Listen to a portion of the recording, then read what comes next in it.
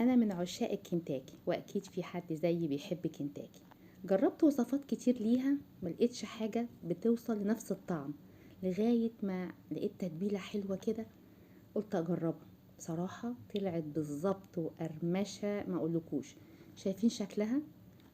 يعني أنا لولا بس إن أنا لاغية الصوت كنتوا سمعتوا قرمشة الكنتاكي. بصوا اللون، أنا كان عندي علبة كنتاكي فحطيتها فيه. بصوا شايفين وأنا ماسكاها، شايفين بالظبط. كنت عامله فرختين. الفرخه مش وزنها كيلو 300 جرام. انا بقطعهم دبابيس لوحدها، يعني الفرخه بالظبط بقطعها 8 اجزاء وبحطها في محلول نقع. المحلول النقع ده بيبقى ميه وفيها 3 معالق سكر و3 معالق ملح وليمون متقطع كده، وبسيبها ساعه، ده اقل حاجه، واشطفها وابتدي بقى احط التوابل اللي انتوا شايفينها دي. التوابل دي بالظبط نص كوبايه لبن، جنزبيل مطحون، بصل بودر، توم بودر، بابريكا، كاري، بهارات، ملح وفلفل. التركه اللي انا حطيتهم فيهم عشان تشوفوها دي، ده معلقه كبيره زعتر ونص معلقه سماق ومعلقه صويا صوص ورشه كزبره. دي التركه اللي لقيتها جديده. بعد ما بتحطيها، لو انت عايزاه سبايسي بتحطي 3 معالق شطه كبار، ما تخافيش، مش عايزه سبايسي شيليه.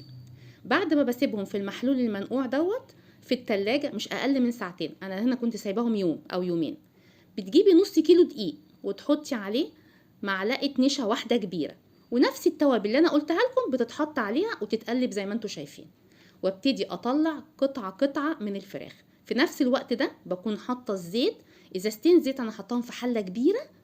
ما تخافيش، هنرجع تاني نرجعهم في برضو نستخدمهم في نفس الكنتاكي لو عملناهم تاني.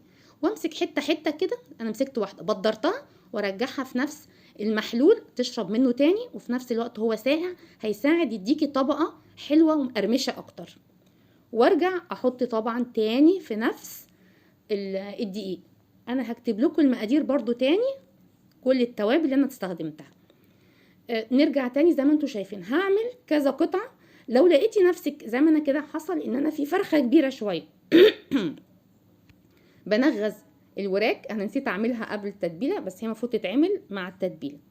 بصوا بياضها من جوه، ده نتيجه المحلول النقع اللي نقعته فيه. واطلعها كده وزي ما انتم شايفين بالظبط بسيبها تصفى، ما تنزلش ميه عشان الدقيق ما يكلكعش، وانزلها في الدقيق ابدرها كده اهو زي ما انتم شايفين بالراحه كده، مش بضغط عليها، وامسكها كده من فوق وارجعها تاني في نفس المحلول بتاعها. انا اللي عاملاها دي سبايسي، فطبعا حاطه شطه هنا وحاطه شطه هنا زي ما احنا قلنا، مش عايزه الشطه اختياري. بعد كده بتطلعها نسيبها بصي تتصفى، يعني بتبقى نقط يعني خفيفه جدا، وارجعها تاني. بنعمل العمليه دي كم مره؟ مرتين. عايزه تعملي 3 اعملي، ما يزيدش عن كده، بس برضو بنمسكها خفيف ما نضغطش عليها. وابتدي ارصهم في صينيه واشوف الزيت اللي انا حطيته على النار. بصوا شويه دقيق كده بيبان ان هو سخن. على نار عاليه الاول هحط الكميه اللي انا عايزاه على حسب الحله بتاعتك. انا مثلا الحله دي كانت كبيره عندي، خدت 6 قطع في الاول. والنار عاليه، اول ما بخلص الاجزاء اللي انا عايزاها ويكون ما بينهم مسافه ووسع كده، بغطي الحله واوطي النار، مش على الهادي خالص، وسط، لا هي عاليه ولا هي واطيه. بتاخد بالظبط نص ساعه. بعد تلت ساعه تبتدي انت تبصي عليها، لقيتيها لسه ما احمرتش ما تقلبيش، حتى لو لزق ما تخليهاش. بصوا شكلها لما طلعت، عايزه اقول لكم صدقوني طعمها حكايه. وانا حطيت كمان قطع فراخ كريسبي ستريبس اللي انتوا شفتوها كانت في صدور كده شديده لوحدها، انا قطعت منها وعملت مع الكولو سلو وجبه متكامله وموفره وفي البيت، نظيفه، انت عارفه عامله ايه، وفي نفس الوقت ولادك هيحبوها. مع المقاطعه طبعا نقدر نعمل حاجاتنا في البيت، مع الغلو والاسعار نقدر نعمل برضو حاجاتنا في البيت. بتمنى الوصفه دي تعجبكم. هستنى تعليقاتكم، ببقى مبسوطه جدا لما بسمع تعليقاتكم على الوجبات بتاعتي. اي حد عمل الوصفه بتاعتي وجربها وبيبعت لي على الخاص ببقى سعيده جدا جدا. ان انا بحاول اشوف لكم وصفات تكون موفره وفي نفس الوقت نكون اغلبيتنا بيحبها ونقدر ننفذها. بصوا الكريسبي ستريبس اهو، بصوا كبير ازاي، بص شرايح الفراخ فيها عامله ازاي، تحفه بصراحه. هستنى التعليقات. ما تنسوش تفعلوا الجرس وتشتركوا في القناه اللي على اليوتيوب. اشتراككم وتعليقاتكم بتسعدني. سلام.